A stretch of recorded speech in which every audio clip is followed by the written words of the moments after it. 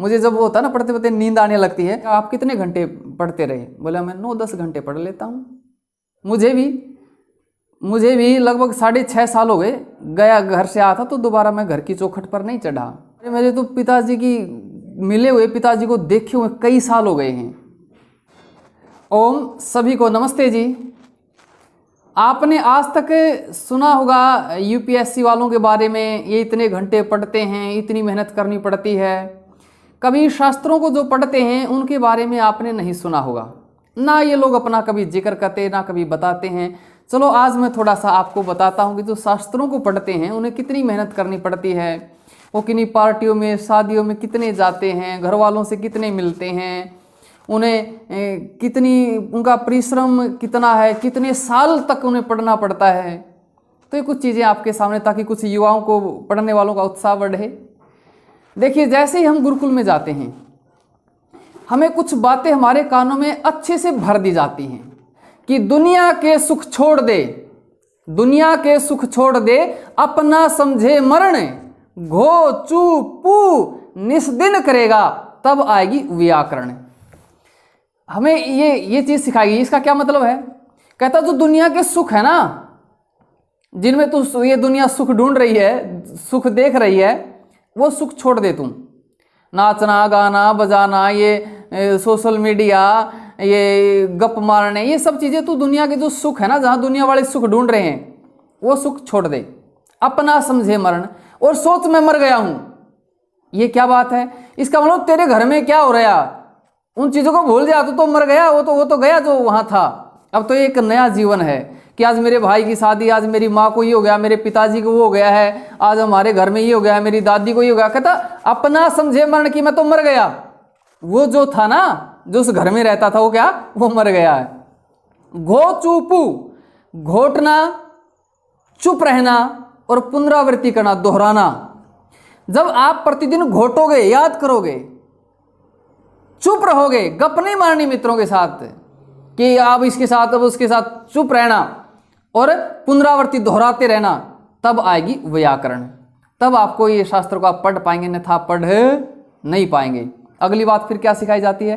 कहते हैं कि जो व्याकरण है ये तो एक पत्थर है, और उस पत्थर को आपको चाट करके घिसाना है, जीभ से चाट करके उसको क्या है, घिसाना है। कहने का मतलब ये, इतनी मेहनत, इतना लंबा समय और इतना धैर्य यदि आप रख सकते हैं तो आप व्याकरण पढ़ें, अन्यथा आप इसको पढ़ नहीं पाएंगे। पत्थर को चाट करके घिसाना। फिर आगे एक बात और क्या कही जाती है कि यदि कोयले बनकर दबे रहे, कोयले बनकर दबे रहे तो एक दिन हीरा बन जाओगे। कहने का मतलब ये है कि इधर उधर घूमना नहीं है कि आज वहां चला गया, आज इधर चले गया, आज उधर चलेगा। दबे रहो बस गुरुकुल में ही पढ़ना, और ये तो एक दिन तुम हीरे बन जाओगे। तो ये बातें हमारे कानों में पूरी भर दी जाती हैं, आचार्यों के द्वारा ये सिखाई जाती हैं, बार बार समझाई जाती हैं। बड़ा धैर्य रखना पड़ता है, अपना मन समझो, तब जाके आपको ये, आप व्याकरण पढ़ पाएंगे। और हमने कई बार देखते हैं यूपीएससी वालों के बारे में, और लिखते हैं, कहते साहब जी संघर्ष देखना हो तो कभी राजेंद्र नगर, मुखर्जी नगर, लक्ष्मी नगर, कोटा की गलियों में जाओ, वहाँ आपको देखने को मिलेगा, वहाँ रात को लाइटें जलती मिलेंगी। लेकिन हम भी कहते हैं कभी गुरुकुल में आके देखो, 4 बजे के बाद आपको कोई सोता हुआ नहीं मिलेगा, और 4 बजे से पहले ब्रह्मचारी उठ जाते हैं, 3-3 बजे उठकर पढ़ने लग जाते हैं। आपस में बड़ा ये रखते हैं कि मुझे अच्छे से करना है, पाठ चलेगा, मैं ना बता पाऊँ तो अच्छा नहीं लगेगा, बड़ी मेहनत करते हैं। और ये जो गुरुकुल हैं, मैं आपको ये भी बता देता हूँ, मैं यहाँ किस तरह के पढ़ते हैं तो मैं थोड़ा शांति में बताऊँगा। और आगे की यदि हम बात देखें तो आप कहते ना, हमारे जो भाई जो अच्छी मेहनत करते, कहते जी हम तो किसी दोस्त की शादी में, पार्टी में, रिश्तेदारों को यहाँ नहीं जाते, हम पढ़ाई में लगे रहते हैं। और ये गुरुकुल वाले, अरे कहाँ पार्टी और कहाँ दोस्त और कहाँ शादियाँ, आप तो दोस्त की बात कर रहे हो, अपने घर की शादियों में नहीं गए, घर की शादियों में नहीं गए, और पता नहीं कितने दिन हो जाते हैं, दिन क्या छोड़ ही देते हैं घर ही। ये कह रहे थे कि एक हमारा जो भाई कह रहा था, जो ये तैयारी करते हैं, कि हमें 8-8 महीने हो जाते हैं घर वालों को मिले हुए। अरे आप 8 महीने की बात कर रहे हो, जो ये गुरुकुल वाले हैं ना, 8 साल हो जाते हैं, 8 साल। मैं अभी हमारे एक ब्रह्मचारी जी आए हैं, मैंने उनसे पूछा घर कितने समय हो गए गए हो, कहते 8 साल। गया ही नहीं दोबारा। मुझे भी लगभग 6.5 साल हो गए, गया घर से आया था तो दोबारा मैं घर की चौखट पर नहीं चढ़ा। आप कहते हो घर वालों से मिले, माता पिता से मिले, 8 महीने हो जाते हैं। 8 महीने का, अरे मेरे तो पिताजी की मिले हुए, पिताजी को देखे हुए कई साल हो गए हैं, घर वालों से मिले हुए। वो छोटे छोटे बच्चे थे जिनके मैं नाम रख के आया था, वो बच्चे आज बड़े हो गए, उनको देखे हुए कितने बड़े हो गए हैं। मतलब छोड़ दिया तो हम तो निकल लेते हैं, फिर दोबारा मुड़कर देखते ही नहीं, दोबारा मुड़कर हम देखते ही नहीं कि कौन। अब तो फिर सारा ही घर हो जाता है, पूरा ही राष्ट्र अपना, पूरा संसार ही अपना कुटुंब हो जाता है। फिर आपने देखा होगा, आपने जो वो कहते हैं ना, हमारे जो भाई हैं, खैर मैं उनको गलत नहीं कह रहा, वो भी अच्छी मेहनत कर रहे हैं, मैं उनकी मेहनत को नकार नहीं रहा, वो बहुत मेहनत कर रहे हैं। लेकिन वो कहते हैं जी हम तो सोशल मीडिया से दूर हो जाते हैं, डीएक्टिवेट कर देते हैं। और यहाँ गुरुकुल में क्या होता है, फ़ोन रखना अलाउड ही नहीं है, फ़ोन नहीं रख सकते आप। यदि आपको कोई ज़रूरी बात करनी तो आचार्य जी का फ़ोन है, ब्रह्मचारी का आते ही फ़ोन जमा। आप यदि पढ़ते पढ़ते थक गए तो ये नहीं चलो कुछ देर मोबाइल में लीड लगाकर गाना सुन लूँ, नहीं, आप थक जाते तो क्या करते हैं। मैं तो सुबह कमरे की सफाई नहीं करता, मुझे जब वो होता है ना पढ़ते पढ़ते नींद आने लगती है, फिर मैं सफाई करने लग जाता हूँ, झाड़ू निकाली, मेरी नींद उचट जाती, फिर पढ़ने लग गए। यानी कि काम बदल कर ही हम आराम लेते हैं। कपड़े भिगो दिए सर्फ में, पुस्तकें जचा दी, सामान व्यवस्थित कर दिया, काम बदलना ही हमारा आराम होता है। ये नहीं कि ये कर लिया वो कर लिया, ऐसा नहीं होता। हम एक दूसरे के कमरे में जाके ये नहीं कि गप मारने लगे, अब उस ब्रह्मचारी कमरे में गए, अब उसके कमरे, ऐसा गप नहीं होती। यहाँ इतनी कड़ी मेहनत होती है। और जो मैं बात बताने जा रहा हूँ, इतनी कड़ी मेहनत करने के बाद मैं एक ब्रह्मचारी से पूछ रहा था, हमारे भाई, मैंने कहा आप कितने घंटे पढ़ते रहे? बोला मैं 9-10 घंटे पढ़ लेता हूँ। हम भी 7-8, 6-7 घंटे तो नॉर्मल है, इतना तो पढ़ना ही पड़ता है, इतना के बगैर तो आपका काम ही नहीं चलेगा, फिर आपकी गति नहीं हो पाएगी। इतनी कड़ी मेहनत करने के बाद वो 6-7 घंटे पढ़ते हैं। उनकी पंचवर्षीय योजना होती है, कहते हैं ना पंचवर्षीय योजना भाई यूपीएससी। तो हमारी यहाँ कितनी वर्षीय योजना, मैं अब 36 साल की उम्र में आया हूँ और ईश्वर की कृपा हो तो 12-14 साल लगाएंगे। 36 साल की उम्र में 12-14 साल लगाना कोई छोटी बात नहीं है। जो कार्य 6 साल की उम्र में एक बच्चा शुरू करता था वैदिक काल में, उसको हम कितनी आयु में शुरू कर रहे हैं? 36 साल में। लेकिन कहते हैं ना कि हौसला होना चाहिए भाई, जिंदगी तो कहीं से भी शुरू हो सकती है, और ब्रह्मचारी में तो विशेष हौसला होता है। तो हमने ये शुरुआत की। और इसके बाद इन गुरुकुलों में कोई डिग्री नहीं मिलती। वो तो यदि यूपीएससी क्लियर करता है तो वो एक अधिकारी बनता है, उसके सम्मान में मालाएं डलती है, ये होता है वो होता है। लेकिन यहाँ आपको कोई डिग्री नहीं मिलेगी कि आप उस डिग्री को दिखा करके आपको कोई विशेष सुविधाएं मिलेंगी या आपको कोई बड़ी नौकरी मिलेगी, यहाँ कोई डिग्री नहीं मिलनी।